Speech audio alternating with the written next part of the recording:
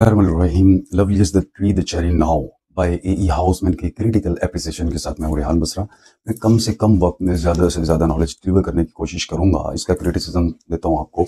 देखिए, गौर कीजिए कि loveliest of trees the cherry now, basically this is the title of the pome. तो ये पहली लाइन जो है वो टाइटल ऑफ द पोम है। तो शायद ये पब्लिशर ने ऐसा किया कि ए हाउसमैन ने उसका टाइटल नहीं दिया तो पब्लिशर ने कर दिया, या फिर डायरेक्शन ऑफ ए हाउसमैन।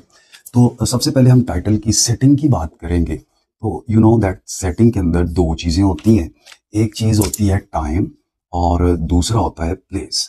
तो इसका जो टाइम है वो विंटर है, विंटर सीजन है, और जो प्लेस है वो हमारे पास है आउटडोर यानी वुडलैंड राइड है, जंगल को जाने वाला रास्ता, वुडलैंड राइड। तो अगर इसके हिस्टोरिकल सेटिंग की बात करें तो ये 1990 है। जो 1990 है असल में लिटरेचर के अंदर 90s, ये the last decade of 19th century. तो ये विक्टोरियन एज है, Victorian age, the last decade of Victorian age. तो जो प्लेस है वो डेफिनेटली इंग्लैंड है, रूरल जो है। ओके, तो जो पोम है वो शुरू हुई है सुपरलेटिव डिग्री के साथ।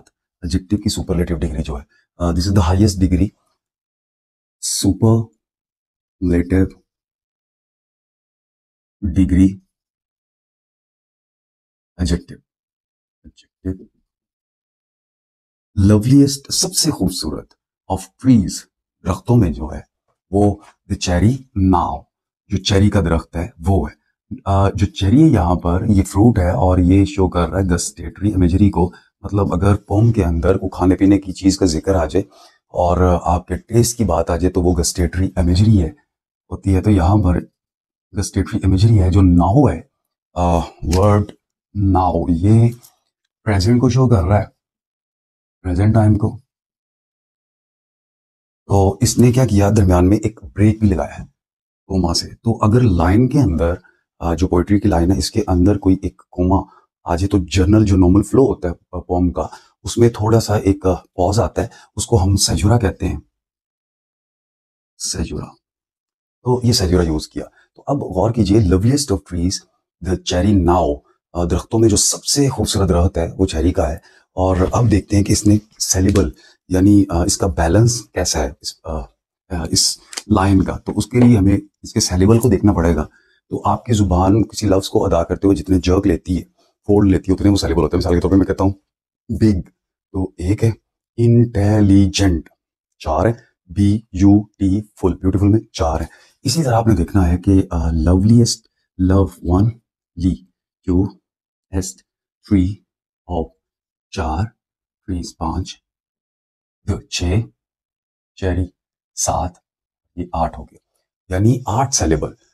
आपको पता है कि 8 सेलेबल इक्वल होते हैं 8 पोएटिक फीट के, सेलेबल्स 8 फीट के। और पोएट्री के अंदर 1 मीटर जो होता है, पोएटिक मीटर होता है, इक्वल होता है 2 फीट के। इसका मतलब ये हो गया, कितने फीट है, 8 फीट है, तो मीटर कितने हो गए, 4 मीटर। तो ये टेट्रा मीटर है। कौन सा, ये टेट्रा मीटर।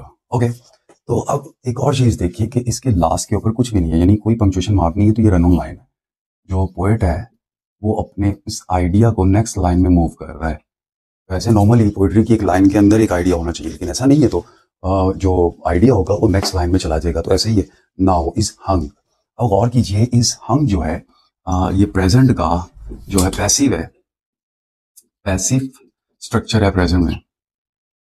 और कैसे कि अगर बी की फॉर्म के बाद वर्ब की थर्ड फॉर्म लगी हो तो ये पैसिव होता है। तो आप देखिए जरा, इस हंग, तो हंग जो है ये हैंग की थर्ड फॉर्म है। यहां पर हैंग हमारे पास 2 फॉर्म्स में है, हैंग, सेकंड है हंग, और थर्ड भी क्या है, हंग। फिर है हैंग, हैंग्ड और हैंग। ये तो हो गया, ये वाला जो फॉर्म है हैंग्ड वाली, ये तो कैपिटल पनिशमेंट के लिए, बंदे को लटकाना, किसी को फांसी देना। और ये वाला जो हंग है ये किसी चीज को लटकाना, किसी चीज के लिए, थिंग के लिए, हुक करना उसको। तो हुक्ड है, क्या चीज हुक्ड है, लटक रही है, विद ब्लूम, ब्लूम भरे हुए फलों से है, अलोंग द बो।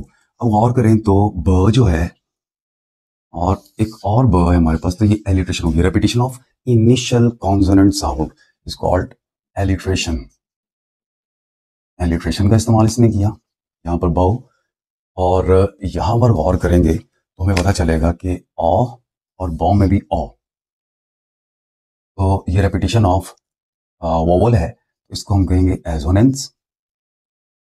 ओके, फिर हमारे पास आ गया ल साउंड जो है, दिस इज ल, ब्लूम में लॉन्ग में ल, तो ये रेपिटेशन ऑफ कॉन्सोनेंट साउंड है एनीवेयर एक्सेप्ट इनिशियल, यानी शुरू में, शुरू के सिवा कहीं भी आ जाए ल साउंड है, तो ये क्या हमारा बन जाएगा, ये कॉन्सोनेंस बन गया, कॉन्सोनेंस। आप देख रहे हैं कि म्यूजिकलिटी और रिदम बहुत ज्यादा इस पोम के अंदर, म्यूजिकलिटी जिसको कह सकते हैं, तो रोमांटिक या फिर इस तरह के जो पोएट जो नेचर की बात कर रहे होते हैं वो इस तरह का बहुत ज्यादा साउंड्स और फिर उसके रिदम में बहुत ज्यादा कॉन्शियस होते हैं। अब फिर देखिए रन लाइन है यहाँ पर बॉ के साथ, फिर रन लाइन है,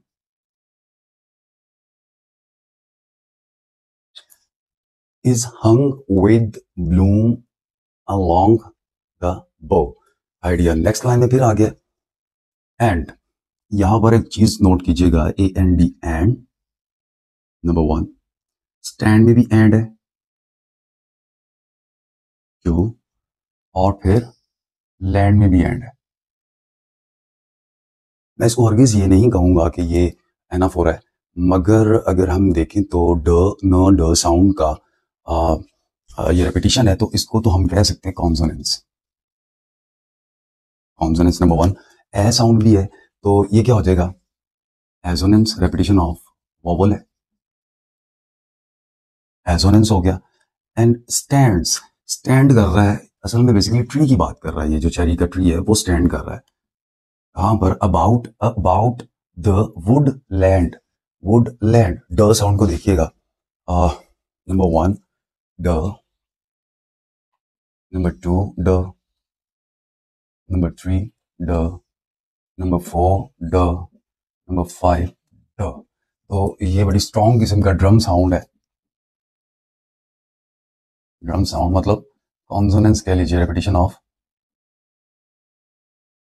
consonant sound. Okay, and stands about the Woodland ride, ये असल में क्या चीज है, वुडलैंड राइड, ये जियोग्राफी बताया हुआ, जियोग्राफिकल एक्सप्लेनेशन है, जियोग्राफिकल एक्सप्लेनेशन है यहाँ पर। फिर ये देखिए जरा कि यहाँ पर कुछ भी नहीं है लगा हुआ, कोई पंक्चुएशन मार्क नहीं है, फुल स्टॉप है ना पीरियड, ना कोई कॉमा, ना कोई कुछ भी नहीं है बहरहाल, ना कॉलन ना सेमी कॉलन, तो ये भी हमारे पास क्या हो गई है, रन ऑन लाइन हो गया। ओके, तो अब देखते हैं कि नेक्स्ट में क्या वो कह रहा है, and stands about the Woodland right, Woodland की राइट पे, यानी जब मैं उस रास्ते पर, जिस रास्ते से हम जंगल की तरफ जाते हैं, वहां पर हमारे पास क्या है, ये चेरी का दरख्त है। नेक्स्ट लाइन अगर आएंगे तो देखिए व का साउंड है व, वेयरिंग और व वाइट, तो हमारे पास ये क्या चीज हो गई है, ये कॉन्सोनेंस हो गई, सॉरी एलिट्रेशन, क्योंकि इनिशियल है, एलिट्रेशन व साउंड की एलिट्रेशन हो गई, वेयरिंग वाइट और ईस्टर टाइड आई, तो ये आई और टाई आई, तो ये क्या चीज हो गई है हमारे पास, एजोनेंस हो गई है, रेपिटेशन ऑफ वोवल है। और फिर हम देखते हैं wearing Y I, V A ring Y I E sound, तो वो तो बहरहाल में करते हैं। ओके, वीरिंग वाइट, यहाँ पर एक बड़ी मजे की चीज पर्सोनिफाई कर गया है, वीरिंग वाइट, यानी वीरिंग वाइट, वाइट यहाँ पर सिंबल ऑफ इनोसेंस है, वाइट कलर है, तो ये डेफिनेटली ड्रेस की बात कर रहा है, तो जो वाइट कलर होता है वो किस चीज का सिंबल ऑफ इनोसेंस, प्योरिटी और वर्च्यू।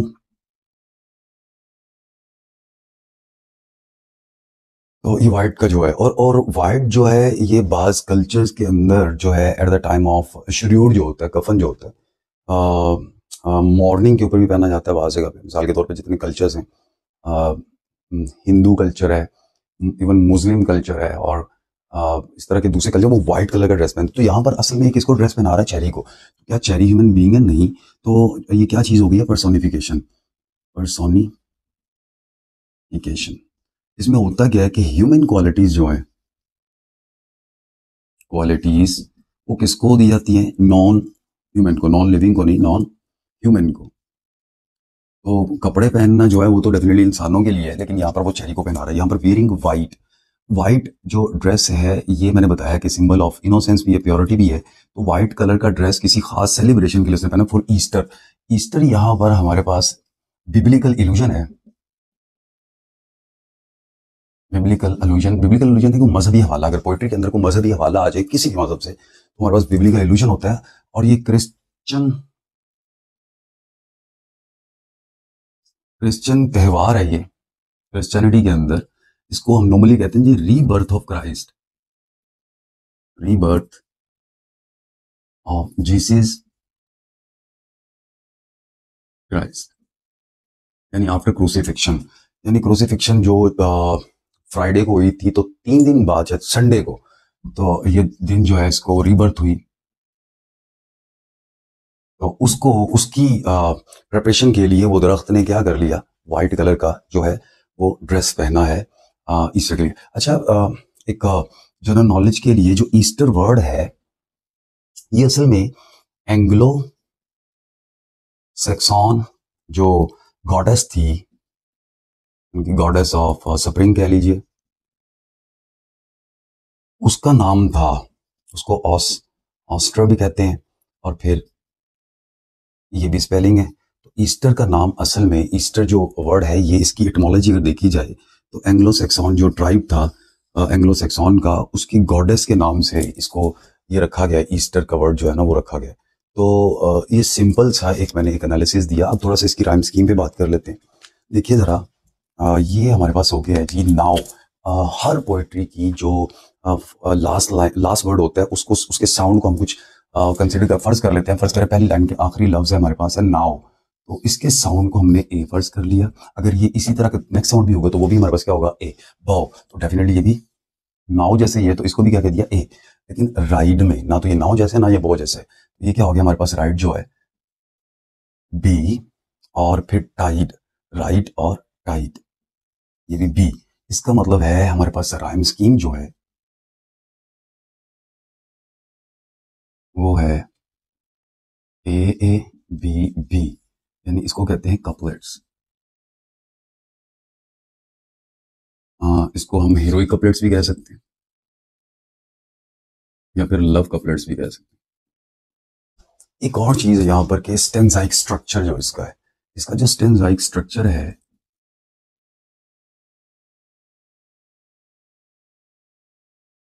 वो, ये जो स्टेंजा है ये 4 लाइनों पे मुश्तमिल है, 1 2 3 4। तो ऐसा स्टेंजा 4 लाइनों पे उसे कहते हैं क्वार्ट्रेन। ये ले जी, इसका स्टेंजाइक स्ट्रक्चर जो है वो क्वार्ट्रेन है। सेकंड स्टेंजा, तो मैं बेसिकली पहले बता चुका हूँ कि ये ए हाउसमैन जो एल्फ्रेड एडवर्ड हाउसमैन है, ये 1990 से कर रहा है। तो इस दौर के अंदर, बिकॉज ये विक्टोरियन एज का द लास्ट डिकेड था, और इसके बाद आपको पता है कि वो मॉडर्न इरा शुरू हो रहा था।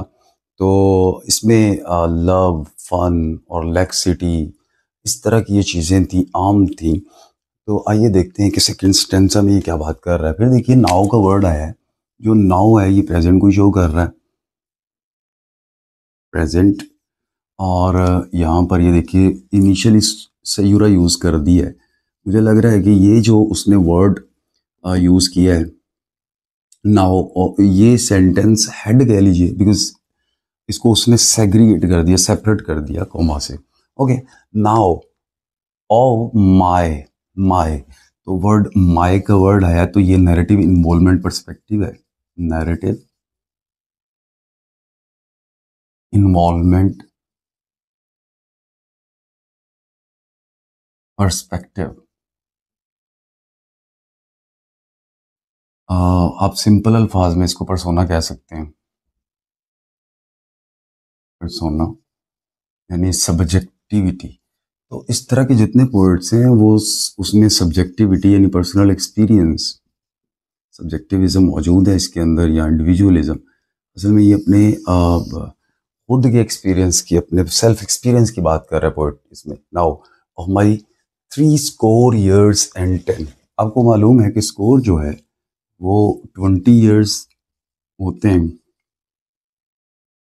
तो 3 × 20 दैट इज 60, और यहाँ पर n10 + 10 तो 70, तो 70 years। यहाँ पर असल में बिब्लिकल एक्सप्लेनेशन है, यानी अल्लाह ने जो इंसान को एक एवरेज ज़िंदगी दी है वो 70 years है। तो देखिए ज़रा, उसने मैथमेटिकल इस चीज़ को, वैसे नॉर्मली वो ये भी लिख सकता था नाउ ऑफ माई 70 years, यानी 70 सालों में, लेकिन उसने स्ट्रक्चर कुछ इस तरह का लिखा कि जितने उसको सेलिबल की, जितने उसको वर्ड्स की ज़रूरत थी, उसने उनको उस तरह मैनेज किया है। तो ये मैथमेटिकल एक्सप्लेनेशन या mathematical expression, mathematical expression, okay. तो देखिए, कहते हैं कि now my 3 score years and 10 20 will not come again. तो 20 साल जो है वो दोबारा, यानी अगर 70 साल की जिंदगी ली जाए तो जो 20 साल है वो दोबारा नहीं आएंगे। तो इसका मतलब ये हो गया, this is the age of the poet. ये पोएट की जिस वक्त वो पोम लिख रहा है उसकी एज है 20 साल। 20 will not come again. Okay, इसमें देखिए नॉट कम अगेन। ओके, वो दोबारा वापस नहीं आएंगे, यानी इसका मतलब है कि ये इस लाइन के अंदर वो टेम्परेरीनेस ऑफ लाइफ या ट्रांजिएंट टेम्परेरीनेस ऑफ ह्यूमन एग्जिस्टेंस की बात यहाँ पर कर रहा है कि वो दोबारा वापस है, यानी जो जिंदगी इंसान ने गुजार दी वो दोबारा कैसे वापस आ सकेगी। तो यहाँ पर जो इसने टेंस का इस्तेमाल किया वो फ्यूचर है। गौर कीजिए कि प्रेजेंट और फ्यूचर, तो यू नो दैट जो फ्यूचर है बेसिकली ये प्रेजेंट की मॉडिफिकेशन ही होती है। तो कहते हैं कि 20 विल नॉट कम अगेन, ये 20 साल जो है वो दोबारा वापस हरगिज कभी नहीं आएंगे, क्योंकि वो उनको स्पेंड कर चुका है, वो उनको ज़ाया कर चुका है, कह लें कि गुजार चुका है या एंटरटेन कर चुका है उसको। फिर कहता है take from 70 springs a score. तो गौर कीजिए कि 70 स्प्रिंग्स स स्कोर स, ये repetition of initial consonant S है। तो ये तो एलिट्रेशन तो होगी, एलिट्रेशन, बट एलिट्रेशन के साथ साथ ये हमारे पास अगर रेपिटेशन ऑफ एस साउंड है, एस की जो एलिट्रेशन होते हैं उसको हम क्या कहते हैं, सिबिलेंस, सिबिलेंस। फिर देखिए कि उसने इसको 70 years स्प्रिंग्स, यानी एक लाइफ, ह्यूमन लाइफ के अंदर जो एवरेज जिंदगी है 70 अगर साल की है तो उसमें 70 स्प्रिंग्स भी आएंगी, मतलब खुशियाँ कह लें, या वो जो ऐसा मौसम जो नेचर की रूल का मौसम है, वो आ स्कोर 20। तो मतलब कहने का क्या, अगर 70 years इंसान की ज़िंदगी है, 20 साल उसने गुजार दिए, तो कितने बाकी साल बचे हैं हमारे पास, 50। तो ये आप गौर कर रहे हैं कि मैथमेटिकली कुछ इस तरह की ये चीज़ें डेलिबरेटली कर रहा है। आप अगर गौर करें तो ये मैथमेटिकली ये पूरी की पूरी फिनोमिना को, जो लाइफ का फिनोमिना है उसको जाहिर कर रहा है। तो टेक, तो ये वाली जो ज़िंदगी है ये ले गई है, जो टाइम है वो ले जा चुका है मुझसे 20 साल, यानी 70 में से, इट ओनली। तो आप गौर करें, ओनली वर्ड जो है ये शो कर रहा है रिग्रेट, या आप कह लो कि हेल्पलेसनेस, या फिर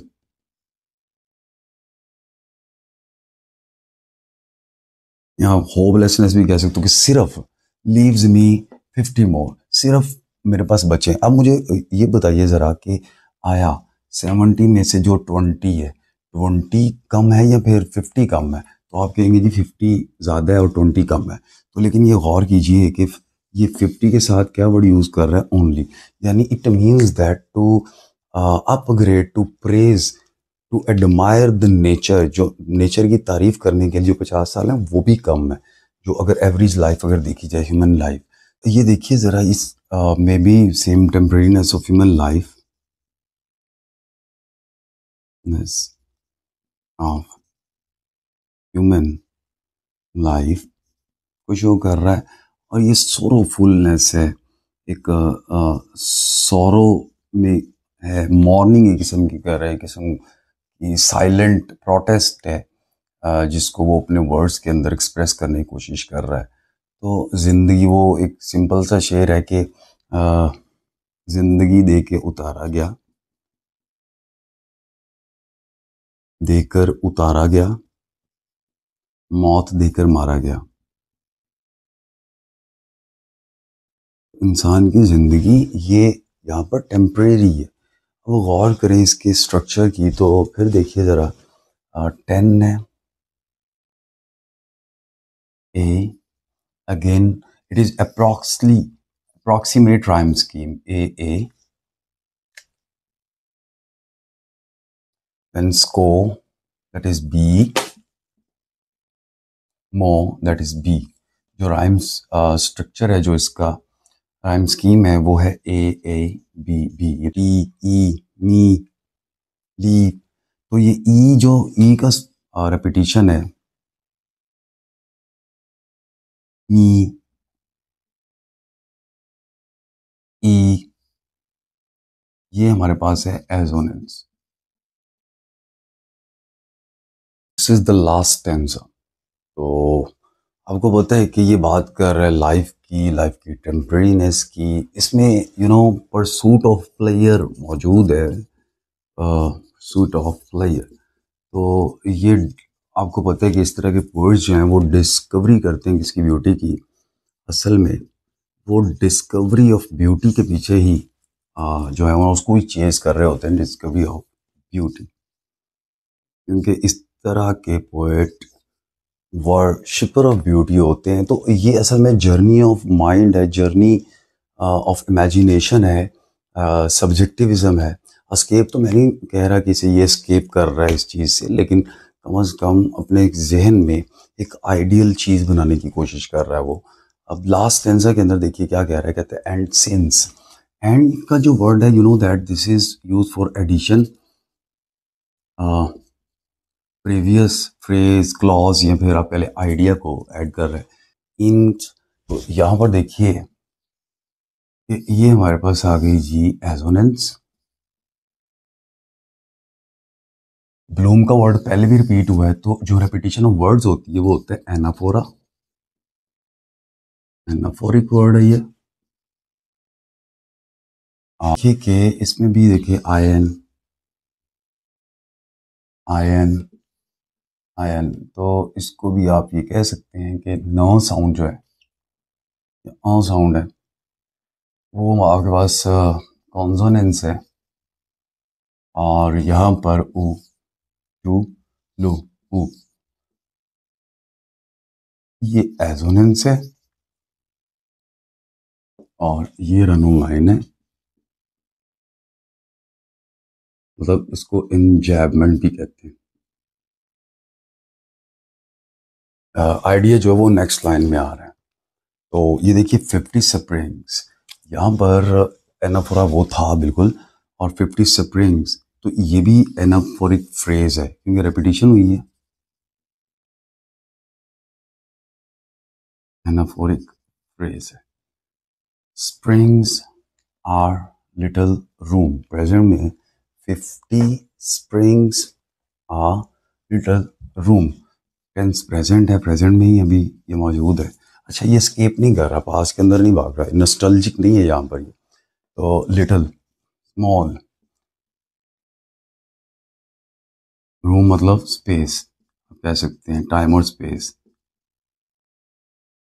टाइम कह सकते हैं कि जो वो वेरी लिटल, यानी 50 जो है ना, दे आर वेरी लिटल। फिर ये देखिए टेम्परेरीनेस ऑफ लाइफ की बात कर रहा है,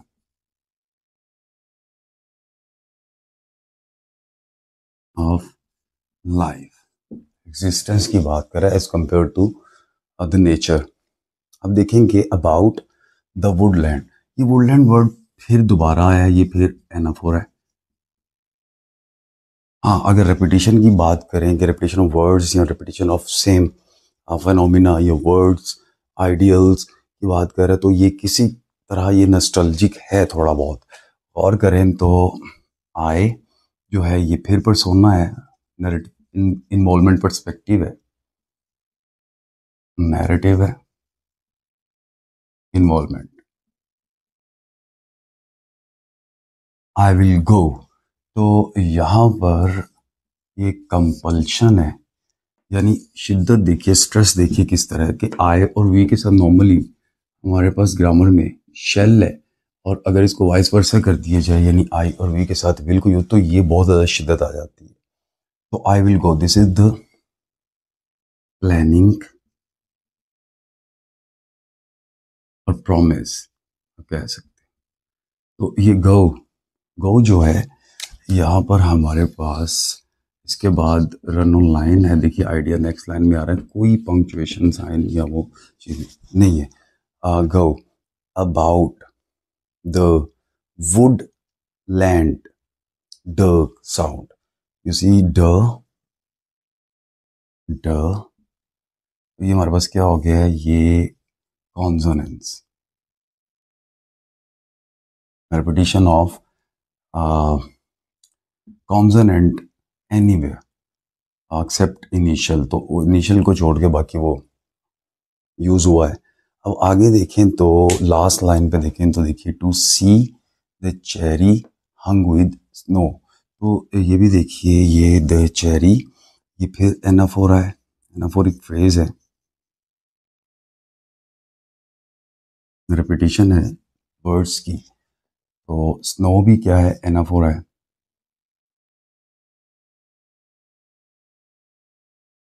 यहाँ पर स्नो जो है वो वाइट को शो कर रहा है, कलर वाइट को, और विंटर्स को भी शो कर रहा है, विंटर सीजन को भी।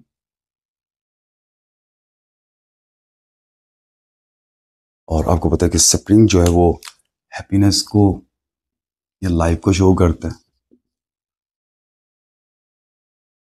लाइफफुलनेस,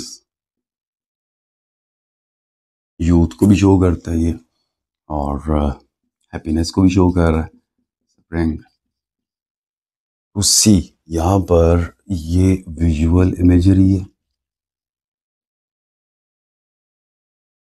बेसिकली ये क्रिएट करना चाह रहा है चेरी का जो मंजर है, जो स्नो के अंदर है, वो उसको ये क्रिएट करना चाह रहा है। तो इसमें गौर करेंगे तो टेम्परेरीनेस ये है कि अगर हम नेचर को एडमायर, अल्लाह की बनाई हुई चीज़ों को एडमायर करना चाहते हैं, तो we do not have much time to admire, to praise, to give protocol to the natural, you see, phenomena, just like natural phenomena of rain, natural phenomena of snow falling, etc.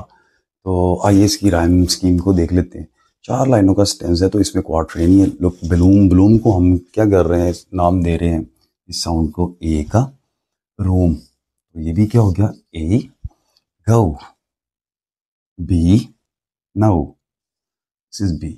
Rhyme scheme जो है, pattern, वो A B B पूरी poem के अंदर है, यानी love couplets का इस्तेमाल, दैट्स इट। तो ये था जी loveliest the tree the cherry now. Overall इसको देखें तो इसमें नेचर को प्रोटोकॉल देना चाह रहा है, और उसकी डिज़ायर है कि वो मैक्सिमम जो अपनी लाइफ है उसके ईयर्स जो हैं वो नेचर को, वो उन ट्रीज़ को या उस दरख्त को जो चेरी का है उसको देख कर, उसको प्रेस करके पूरी की पूरी ज़िंदगी को गुजार दे। मैं उम्मीद करता हूँ कि ये बेसिक जो कॉन्सेप्ट ऑफ द पोम है ये आपको समझ आया होगा, इसके अंदर क्या क्या चीज़ें हैं। मैंने ना तो सिंबलिज्म की भी बात की, ना थीमेटिक कंसर्न की बात की, थीम्स क्या है इसका, इसका लिटरेरी बैकग्राउंड क्या है, उन्हें कोई रेफरेंस टू द कॉन्टेक्स्ट का कोई लाइंस आई हैं तो आसानी से बहुत कुछ लिख सकें खुद से अपने पास से। मैं उम्मीद करता हूँ कि ये चीज़ मैं समझाने में कामयाब हूँ। अपना बहुत सा ख्याल रखिएगा। अल्लाह।